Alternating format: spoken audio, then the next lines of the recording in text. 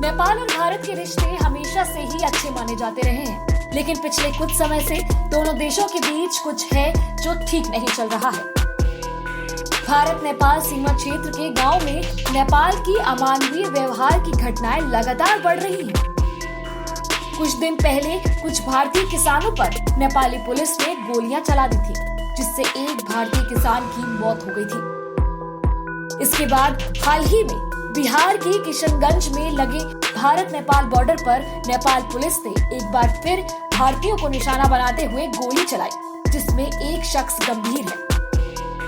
आजाद भारत के इतिहास में ये पहली बार है जब रोटी बेटी के संबंधों के बीच नेपाल की ओर से कटीले तार लगाने की कवायद तेज हो रही है। भारत ने संकेत दिया है कि वो नेपाल की हरकतों पर आंख मूंद कर नहीं बैठेगा।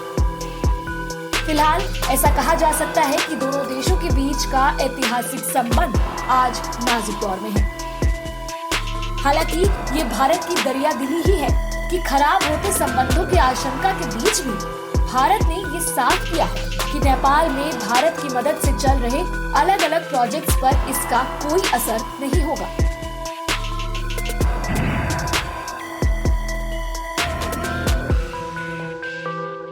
पवित्र कैलाश मानसरोवर यात्रा को सुगम बनाने के लिए भारत ने एक नए संपर्क मार्ग का हाल ही में उद्घाटन किया था। उत्तराखंड में बना ये लिंक रोड चीन अधिकृत तिब्बत और नेपाल के धारचूला जिले से सटा हुआ है। इस सड़क निर्माण के बाद से ही नेपाल में भारत विरोधी स्वर प्रबल हो गए। नेपाल ने भारत के विरोध के बावजूद अपने विवादित नक्शे से संबंधित संविधान संशोधन विधेयक को संसद में पेश किया। इस नक्शे में भारत के 3 इलाकों लिपुलेख, लिम्पियाधुरा और कालापानी को शामिल किया गया है। भारत ने दोनों देशों के बीच सीमा के विवाद को सुलझाने के लिए बार बार नेपाल के सामने बातचीत का प्रस्ताव रखा, लेकिन इसकी अनसुनी करते हुए नेपाल की संसद ने ऐसा नक्शा पास किया जिस पर न सिर्फ भारत को आपत्ति है बल्कि इसका कोई आधार भी नहीं रहा है।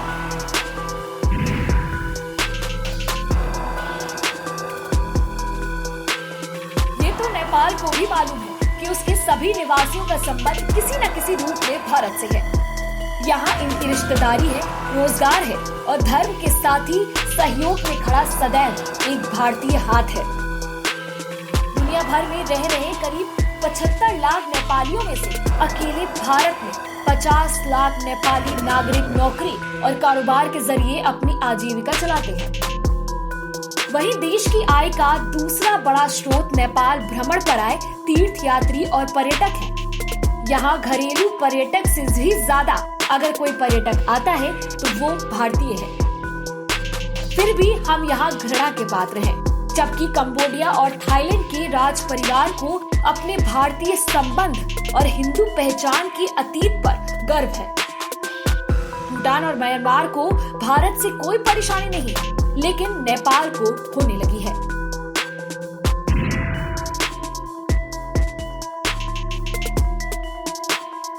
नेपाल के प्रधानमंत्री ओली के बारे में कहा जाता है कि नेपाल को चीन के करीब ले जाने में उनकी खास दिलचस्पी रही है।